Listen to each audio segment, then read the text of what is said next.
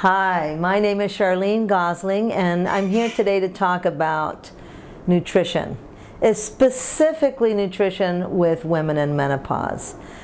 The reason I got into nutrition was as I have studied and concluded my degree in holistic nutrition. It was so evident in everything that I have read how important what we put in our bodies is to our health.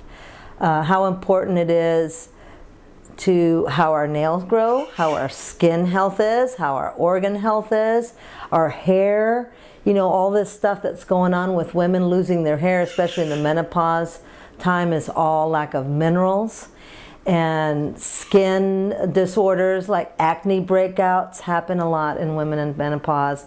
Again, it's all minerals and vitamins that we're lacking in nutrients. And it's time for us to really get serious about this time and phase in our life. Now, menopause starts at different ages for a lot of people. Some people start as early as their 30s, and most people start in their 40s, mid-40s and above. The menopause journey is 10 years long. Now, I'm in what they call the perimenopause, which means absolutely nothing other than I'm in the first couple of years of it, or the first couple of years of my 10-year journey down this path. And what it means is that my hormones are all out of whack, and that is a natural transition. It's not a bad thing. And yet the first thing that we do is we panic because we're not feeling the same. We're now starting to gain all this weight around our midriff. And we have all this fatigue. Now we're not able to sleep. Our libido is down on the floor. And we're thinking, oh no. Not only am I now entering into the phase where I'm going to age really quick, get really old fast, and everything's going to start sagging, but I can't even function. I'm not able to do all the things that I do. You know, they say that the 40s are the best years of our life. So here we are, you know, barely keeping up in our day. So what do we do about it? Well, this is where I decided that I wanted to focus on this stage and age that we're at. And I want to explore that in depth, not only for myself, but pass it on to everyone that's interested in this. The first thing that happens is that we panic and we go to our doctors and they give us medicine for thyroid.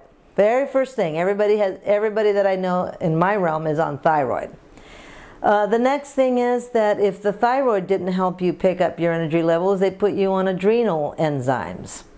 Then after the adrenal enzymes, then they put you on progesterone, because our estrogen is low, progesterone is high, and they want to balance that out so that you regain somewhat of a state that you were in before you started the 10-year journey of menopause.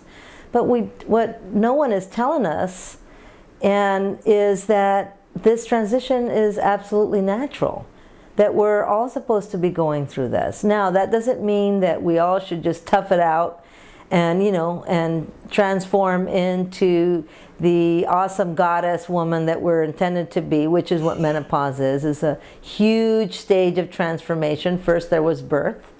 That was the first one. Then there was when we became of age and started menstruating, and now we were able to bear children and became women. That was the second. And the third is now this stage, the stage of menopause.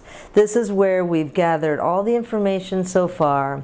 We've gone through every hairstyle, every hair color, every clothes phase, through relationships. Some people have just had one till now.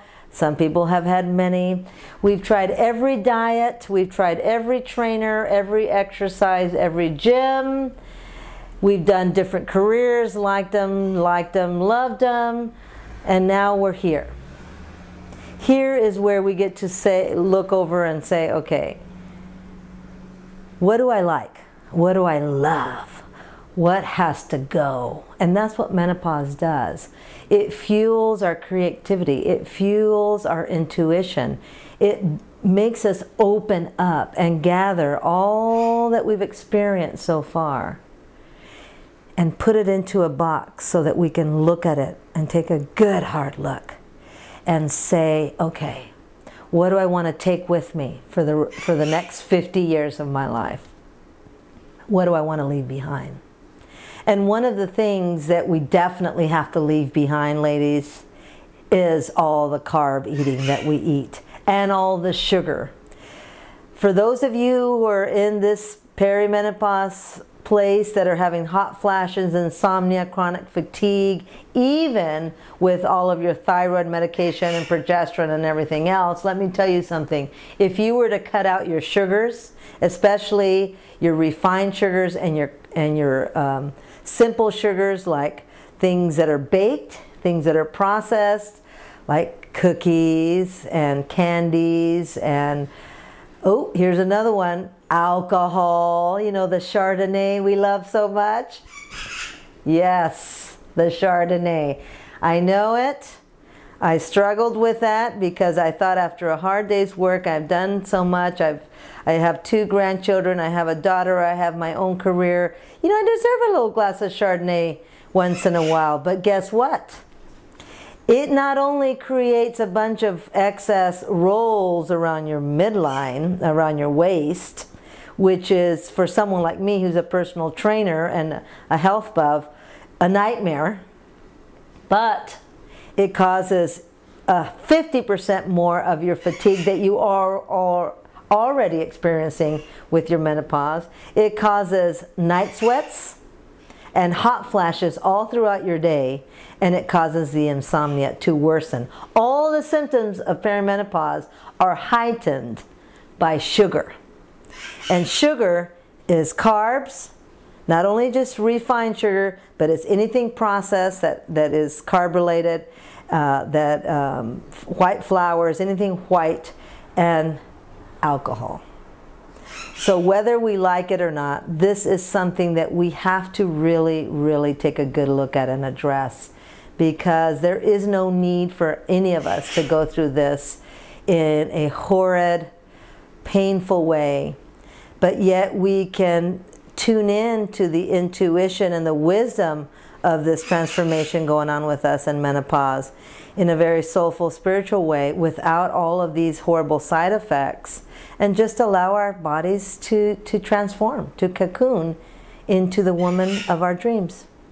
And that's why today I want to talk